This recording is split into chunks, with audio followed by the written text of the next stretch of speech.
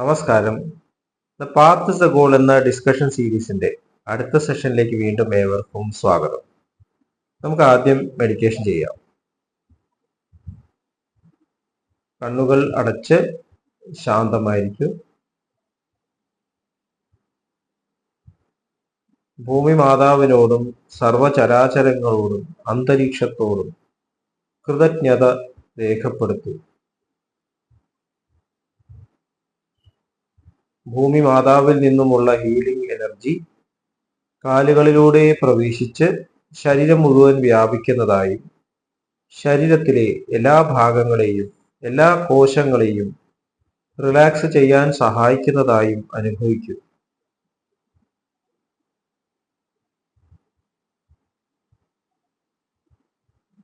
ഇപ്പോൾ ശരീരം പൂർണ്ണമായും റിലാക്സ്ഡ് ആയി. ഈ റിലാക്സേഷൻ ഹൃദയത്തിൽ അനുഭവിക്കൂ. ശ്വാസം ദീർഘമായി ഉള്ളിലേക്ക് എടുക്കൂ. ഹൃദയത്തിൽ സ്നേഹം നിറയുന്നതായി അനുഭവിക്കൂ. ശ്വാസം പുറത്തേക്ക് വിടുമ്പോൾ പ്രപഞ്ചം മുഴുവൻ സ്നേഹം വ്യാപിക്കുന്നതായി അനുഭവിക്കൂ. ഹൃദയത്തിൽ കുടികൊള്ളുന്ന സ്നേഹത്തിന്റെ സ്രോതസ്സിൽ നിന്നും ഉദ്ഭവിക്കുന്ന ദിവ്യ പ്രകാശം മനസ്സിനെ ആകർഷിക്കുന്നതായി അനുഭവിക്കും.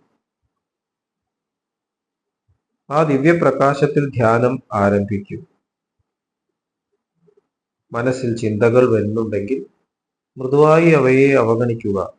ദിവ്യപ്രകാശത്തിൽ ധ്യാനം തുടരുക. Please start meditation.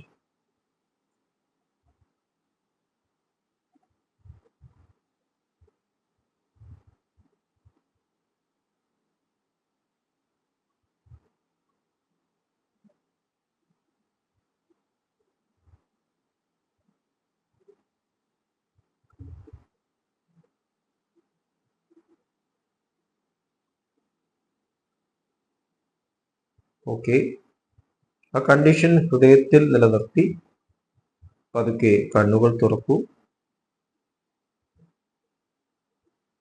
എല്ലാവരെയും ഹാർദമായി ഹാർട്ട്ഫുൾനെസ് സഹജമാർ മെഡിറ്റേഷൻ സിസ്റ്റത്തിലേക്ക് സ്വാഗതം ചെയ്യുന്നു.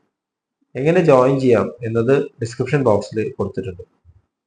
നമ്മൾ അഹിംസ എന്നുള്ള ആ ഒരു അബ്സല്യൂട്ട് സ്റ്റേറ്റിന്റെ തലത്തിലെത്താനുള്ള പല ഇമ്പോർട്ടൻ്റ് ആയിട്ടുള്ള കാര്യങ്ങളെ കുറിച്ചാണ് ചർച്ച ചെയ്തത്. ലാലാജി മഹാരാജിന്റെ പ്രിൻസിപ്പിൾസ് ഓഫ് കോൺവെർസേഷൻ ആണ് ഇപ്പോൾ നമ്മൾ ഡിസ്കസ് ചെയ്തുകൊണ്ടിരിക്കുന്നത്. കഴിഞ്ഞ പാരഗ്രാഫ് ഒന്നുകൂടി വായിക്കാം. When we are satiated with something, we no longer derive pleasure from it to the same degree as earlier. By and by, we come to treat it as something ordinary. Just this is to be known as the state of regret or fallen condition. Apart from that, lying low is better than a perch up. Herein lies devotion, and therein rests the idea of perfection. Satisfaction, contentment, ഈ രണ്ട് പദങ്ങളെ കുറിച്ചിട്ടും എന്തുകൊണ്ടാണ് contentment important ആവുന്നത്? കണ്ടന്റ്മെന്റോ ഹ്യൂമിലിറ്റിയോട് കൂടിയിട്ട്. ഇപ്പൊ നമ്മൾ ഹമ്പിളാണെന്ന് വെച്ച് ഞാൻ കഴിവില്ലാത്തവനാണ് എന്നുള്ള ചിന്തയല്ല. എല്ലാ കഴിവുകളുടെയും ഉറവിടമായിട്ടുള്ള മാസ്റ്റർ അത് എൻ്റെ ഉള്ളിൽ തന്നെയാണ്. ഞാൻ കഴിവില്ലാത്തവനല്ല. പക്ഷെ ആ മാസ്റ്ററെ പൂർണ്ണമായിട്ട് എക്സ്പ്രസ് ചെയ്യാൻ സാധിക്കില്ല എന്നുള്ള ഒരു വിനയം എപ്പോഴും വേണം. അതാണ് നമ്മുടെ ഉള്ളിലുള്ള ഹ്യൂമിലിറ്റി. അപ്പോൾ കണ്ടന്റ്മെന്റ് വേണം, കറേജ് വേണം, ഹ്യൂമിലിറ്റി വേണം.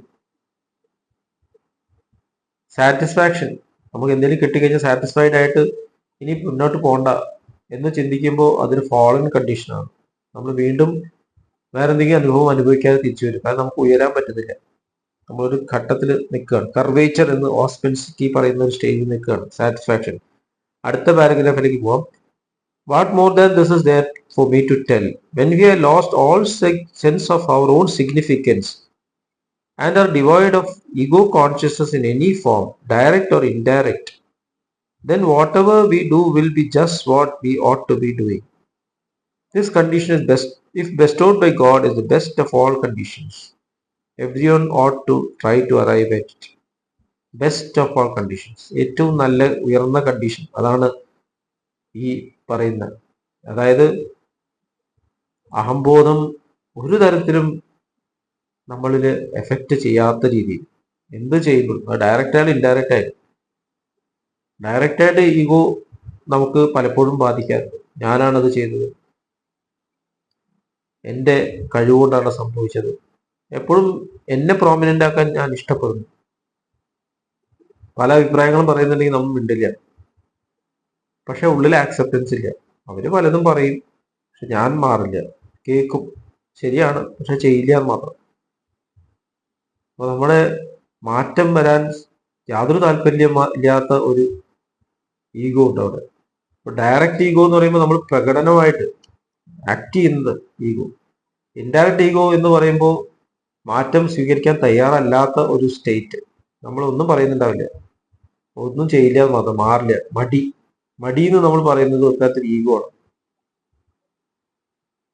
ബാബുജി മഹാരാജ് പറഞ്ഞിട്ട് ദാരിദ്ര്യത്തിന്റെ കാരണം മടിയാണെന്ന് പറഞ്ഞു.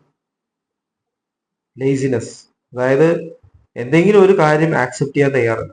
അപ്പൊ ഞാൻ ഒരു ഉന്നത കുലജാതനാണ് എന്ന് ചിന്തിക്കുകയാണെങ്കിൽ ചില ജോലികളൊന്നും എനിക്ക് ചെയ്യാൻ പറ്റില്ല, പാടില്ല എന്ന് തീരുമാനിക്കുകയാണ്. അത് ചെയ്താൽ നമുക്ക് ജീവിക്കാൻ പറ്റും. വീണ്ടും ചില വീട്ടുകാര്യങ്ങൾ എന്നുള്ളൊരു സിനിമയുണ്ട്. ജയറാം ഒരു മെക്കാനിക്കൽ എഞ്ചിനീയറിംഗിൽ ഡിഗ്രി എടുത്ത ആളാണ്. അദ്ദേഹത്തിന് പക്ഷെ ആക്ടിംഗ് ആണ് ഇഷ്ടം.